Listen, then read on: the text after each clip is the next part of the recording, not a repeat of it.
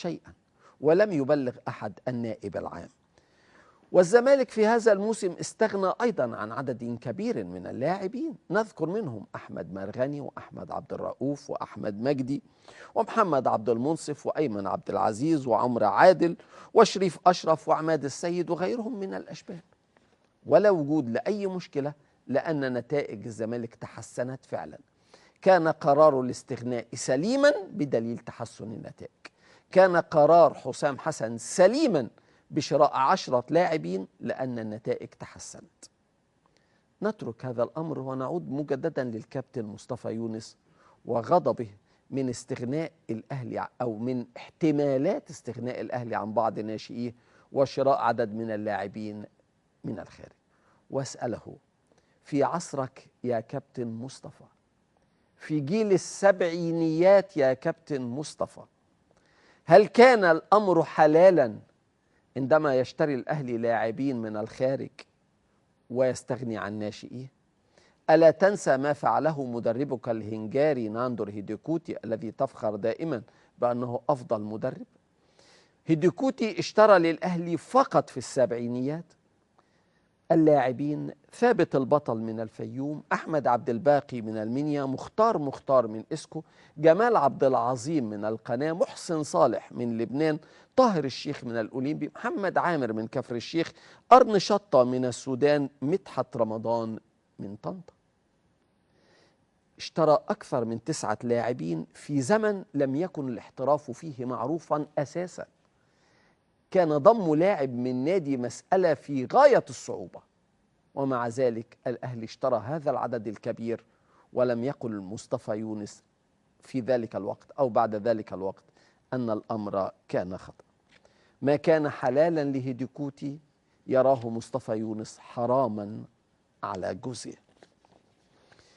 ومن قضية إلى قضية، وفي أسهل رد على ادعاءات الكاذبين حول أن كرة القدم وإذاعة كرة القدم للمصريين هو الخبز اليومي الذي لا يمكن الاستغناء عنه، حول سعي مصر الدولة والحكومة والأجهزة والمسؤولين والمجلس القومي للرياضة واتحاد الكرة لتوفير المشاهدة المجانية لمباريات كرة القدم المحلية للجماهير المطحونة، والدفاع عن حق تلك الجماهير لمشاهدة مباريات الدوري ومنع بيعها للقنوات الخارجية.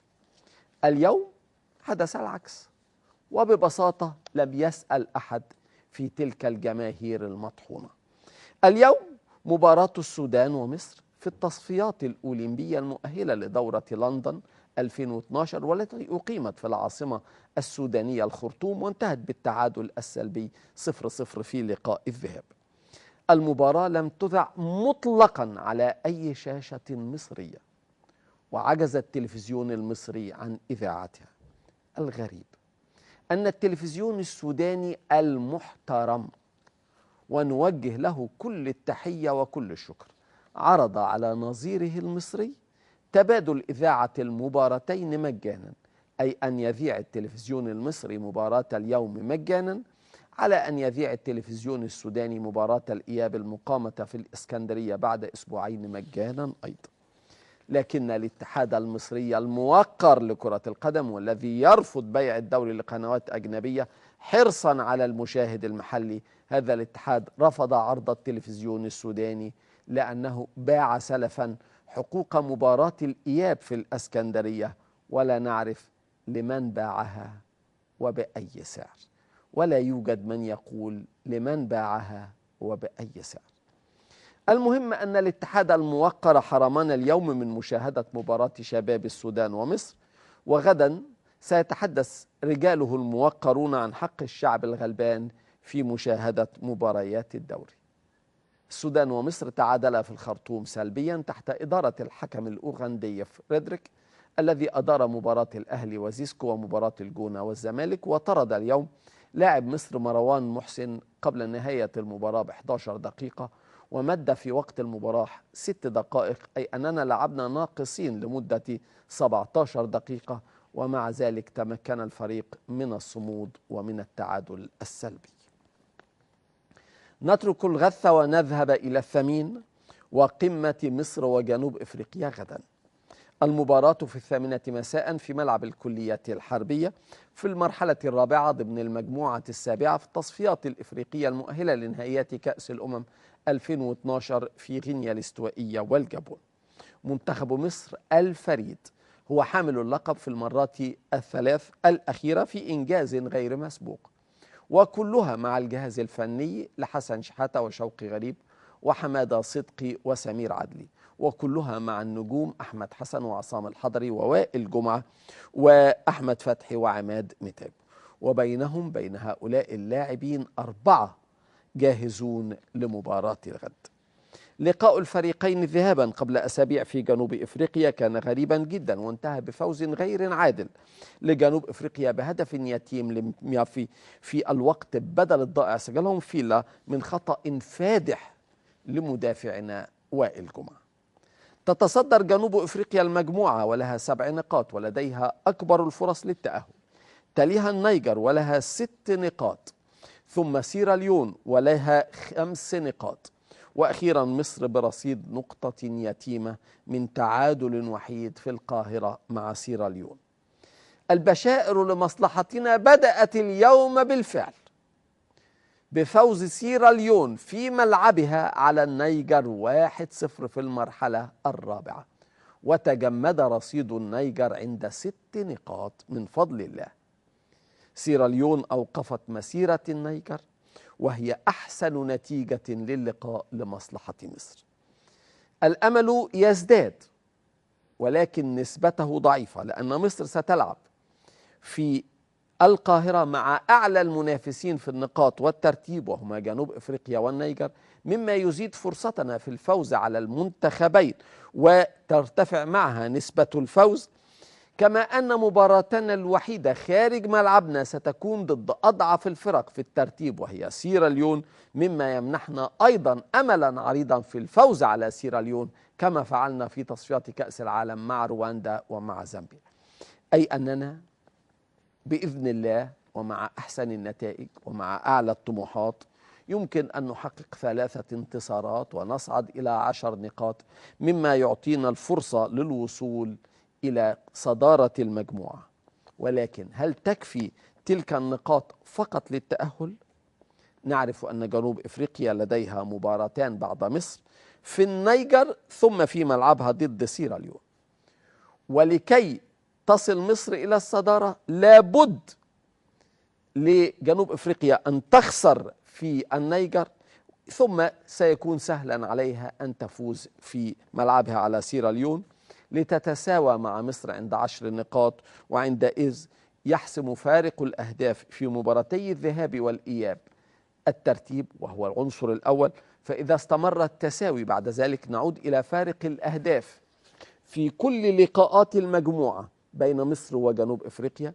فإذا استمر التساوي نعود إلى عدد الأهداف التي سجلها كل فريق في كل لقاءاته في المجموعة. وأخيرا إذا استمر التساوي نعود إلى القرعة. المنتخب الأول في مجموعتنا يتأهل مباشرة إلى نهائيات الأمم الإفريقية 2012 في غينيا الاستوائية والجابون، والمنتخب الثاني ينتظر مصيره بين أحسن الثواني في كل المجموعات، حيث يصعد منتخبان فقط مع ثاني المجموعة 11. أي أننا وببساطة بحاجة للفوز في كل مبارياتنا المقبلة، مع ضرورة هزيمة جنوب إفريقيا في النيجر لننافس على الصدارة. أي نتيجة غدا أو في أي مباراة لمصر غير الفوز تعني عدم التأهل، سواء في المركز الأول أو في المركز الثاني.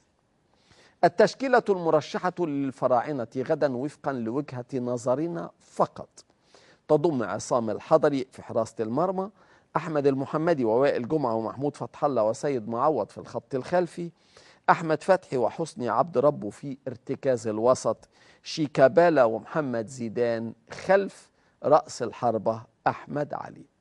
سيكون معهم في الاحتياطيين محمد شناوي وأحمد عادل عبد المنعم وأحمد سمير فرج ومحمد نجيب وهاني سعيد وعمر السولية وكابتن الفريق أحمد حسن وإبراهيم صلاح محمد جدو وحسام غالي والسيد حمدي وعبد الله السعيد ودودو الجباس وأحمد عبد الظاهر.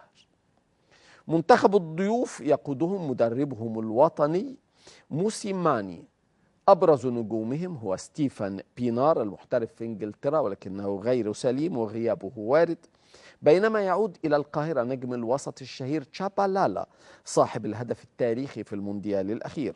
والغريب أن تشابالالا لعب مباراته الدولية الأولى مع منتخب الأولاد أو البافانا بافانا في القاهرة قبل 5 سنوات ونصف عندما لعب في مباراة ودية وفاز فريقه في القاهرة على منتخب مصر 2-1. بينما يضع المهاجم ديفيد سوما قدماه على أرض مصر للمرة الأولى في تاريخه. يدير اللقاء طاقم حكام دولي من تونس بقيادة سليم جديدي. والمنتخبان متقاربان جدا في التصنيف الدولي والشهري للفيفا، مصر في المركز 36 وجنوب إفريقيا في المركز 38. ضيفنا الليلة تيجانا، أعتقد أن هذا يكفي. ضيفنا الليلة إسماعيل يوسف وهذا يكفي أيضا. ضيفنا الليلة كابتن الزمالك الشهير، الرجل الأكثر إخلاصا للفانلة البيضاء ل15 عاما حقق خلالها مع فريقه كل الألقاب الممكنة، وعندما تألق في صفوف الفراعنة كان ضمن التشكيلة الذهبية في كأس العالم 1990. قبل أن نلتقي مع تيجانا نذهب لهذا التقرير مع الفراعنة.